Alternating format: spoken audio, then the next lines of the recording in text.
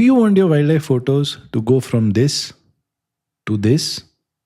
From dark, blurry hit or miss shots to photos that are sharp, well exposed, and consistent? If it feels like you're constantly fighting your camera instead of focusing on the animal, it is usually not the gear, it is the camera mode you're shooting in. I am Shantanu, and today I am breaking down what I believe is the best camera mode for wildlife photography: manual with auto ISO. This setup gives you the creative precision of the manual mode with the split second speed of the auto mode. By the end of this video, you'll know exactly what this mode is, how to set it up, and how to use it to create beautiful wildlife photos. Let's begin.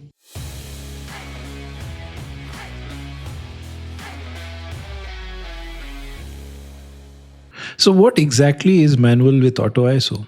See, in simple terms, it's a mode where you control your aperture and shutter speed, and you set your ISO to auto. You control the aspects that define the creative look of your photo and let your camera give you a balanced exposure.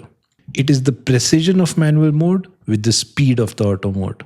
Now, to understand why this works so well, we first need to be clear about what a good camera mode is actually supposed to do.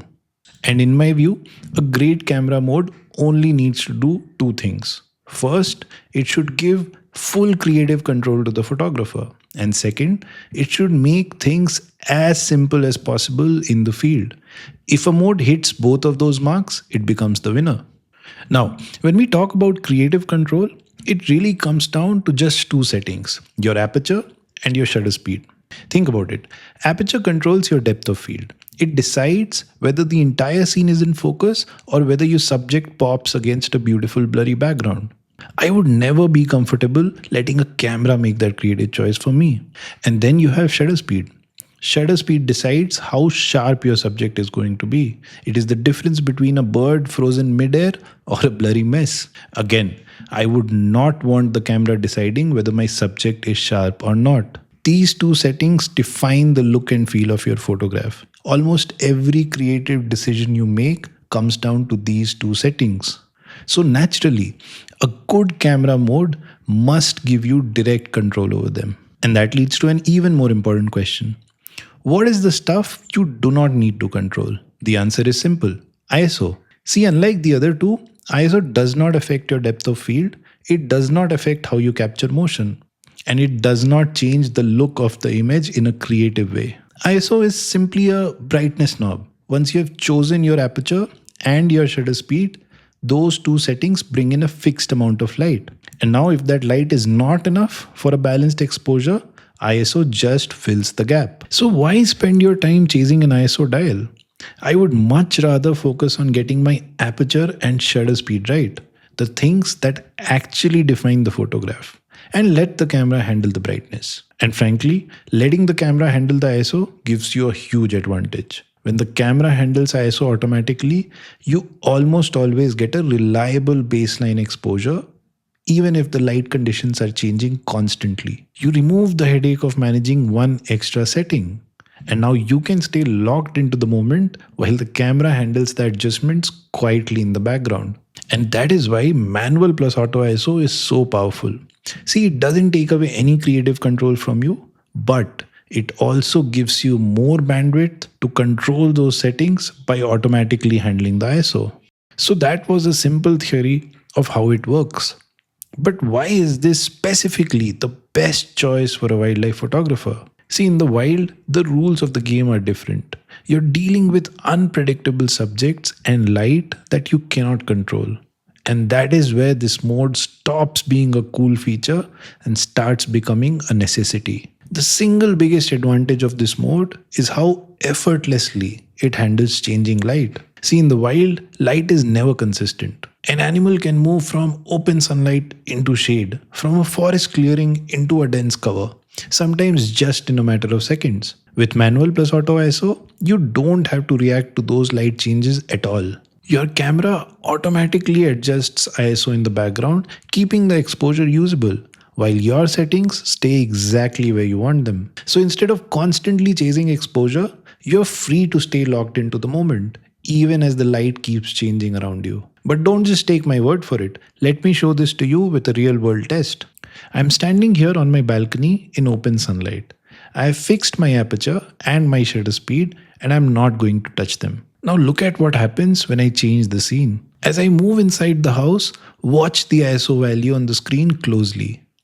Notice how it instantly climbs up to balance the exposure as the light inside the house is way lesser than outside. I have not moved a single dial, I haven't changed a single setting, yet the exposure remains perfectly balanced. Now imagine these same conditions in the wild. You have an animal who is constantly moving between deep shadows and bright light. See, in a situation like that, it would be almost impossible for you to keep adjusting your ISO manually while also trying to track the subject at the same time. With manual plus auto ISO, the camera handles that so that you can stay focused on the animal. Another huge benefit is that your creative intent never changes unless you decide it should. You're the only one who sets the shutter speed and your aperture. And that means no sudden motion blur because the shutter dropped, or no unexpected depth of field changes because the aperture shifted. You decide how the image should look, and it stays that way, shot after shot. The next big advantage is that your reaction speed in the field increases. See, once you stop worrying about adjusting your exposure every single time, something interesting happens. You become faster. And when a moment unfolds, you're not thinking, is my exposure okay? Do I need to change something? You're almost always ready. And trust me, in wildlife photography, where moments are often unpredictable and brief, that speed matters much more than technical perfection. There's one more advantage that doesn't get talked about enough. By letting the camera handle ISO, you remove one entire variable from your mental checklist. You're no longer distracted by exposure adjustments every few seconds, and that frees up mental space. You spend less time fiddling with settings and more time actually observing the animal. Ironically, by simplifying the technical side, you often become a better wildlife photographer simply because you were more present in the moment.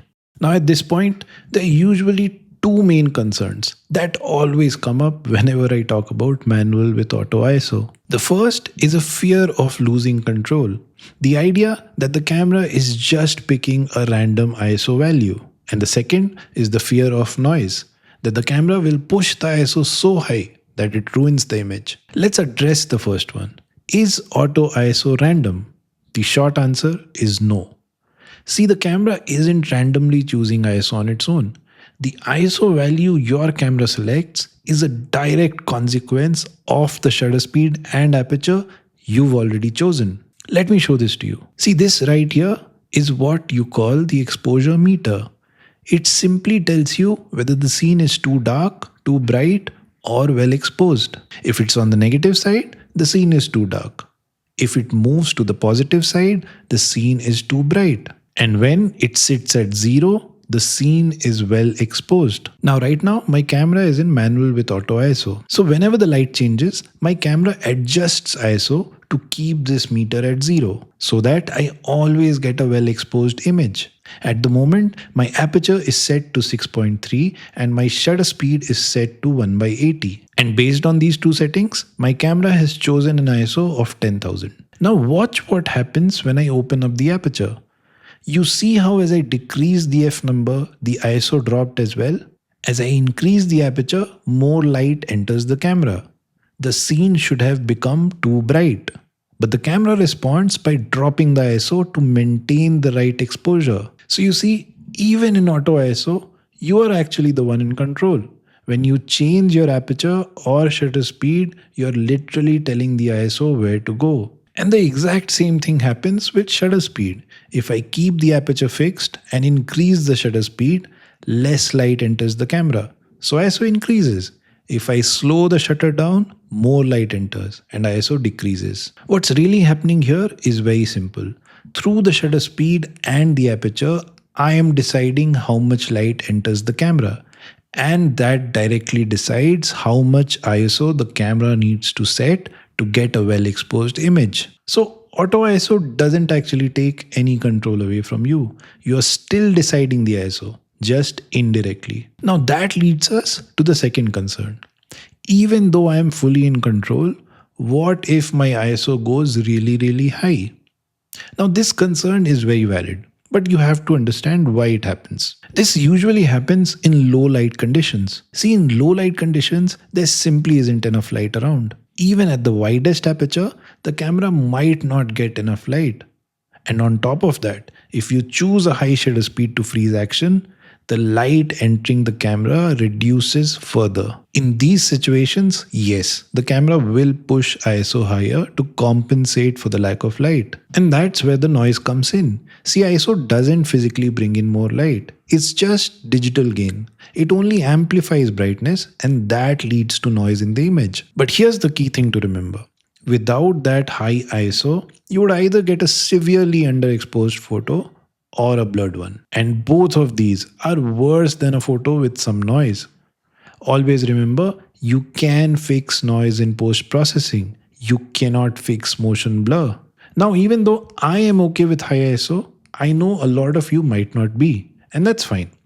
Most cameras actually allow you to set a maximum limit for your ISO. If you're not comfortable with those really high numbers, you can just cap it at a value you are okay with, like 6400 or 3200. But I want you to be aware of the trade-off here. There will be times, especially in ultra low light conditions, when your camera hits that cap and can't go any higher. When that happens, you're going to get an underexposed image. And to fix that, you'll be forced to drop your shutter speed, which immediately increases your risk of a blurred shot. See, it's always a trade-off. There's no magic setting that can create light. So you have to work around with what you have in that moment. Noise or blur. I choose noise, always, period. And I just want you to be cognizant of the risks. You might choose a cleaner image, but you're risking a blurry one. As long as you understand that, you can make the right call in that moment. So now that you know how to handle high ISO and set your safety limits, there's one final piece of the puzzle. See, even though the camera is trying to give you a balanced exposure, we all know that cameras aren't always perfect. At times, what the camera thinks the right exposure is might differ from what you actually want. And you must be wondering, if the camera is automatically adjusting the ISO to hit its own version of correct exposure, how do you actually step in and change that? The answer is a dial found on almost every camera, and it's known as exposure compensation. On some cameras, it's a physical dial on the top, on others, it's a button you hold, and almost in all cameras, you can access it inside the camera menu. Think of it as giving the camera a very specific instruction. If you set your exposure compensation to say +1, you are telling the camera, I want this image to be one stop brighter than what you think is correct. The camera instantly reacts by pushing the ISO up. If you set it to -1, you are telling it to make the image darker and it drops the ISO. Exposure compensation gives you that final layer of control. See, you've already locked in your look with aperture and shutter speed. Now you're just using this dial to fine-tune your exposure as per your needs. Here is the bottom line. Your camera is just a tool. Its only job is to help you get the shot you want. So treat it like that. There is no need to follow any purist rules that say you must always shoot in full manual mode. To be honest, no one cares. No one is ever going to look at your photograph and ask you what mode you were using. They only care about the image itself. So use whatever mode makes your life easy in the field. And for me, that mode is manual with auto ISO. See, I'm not saying this is the only mode you should use. If other modes work better for you, then that's great. But manual plus auto ISO worked wonders for me. It allowed me to stop worrying about the settings every 2 seconds and finally focus on the composition, the subject, and the story. Now, do not get me wrong. This is not a lazy mode. It is still more work than shooting in either fully auto or one of those priority modes. But if you're serious about creating great images, you must control your aperture and your shutter speed yourself. That is non-negotiable for you in the long term. You have to get there either today or tomorrow. Manual plus auto ISO is simply the most efficient way to do that with the least amount of trouble. So make the switch. Give it a try on your next shoot and see if it works for you. Alright, that's it. If this video helped you, please give it a like and consider subscribing to the channel. I am Shantanu. Thank you for watching, and I'll see you in the next one.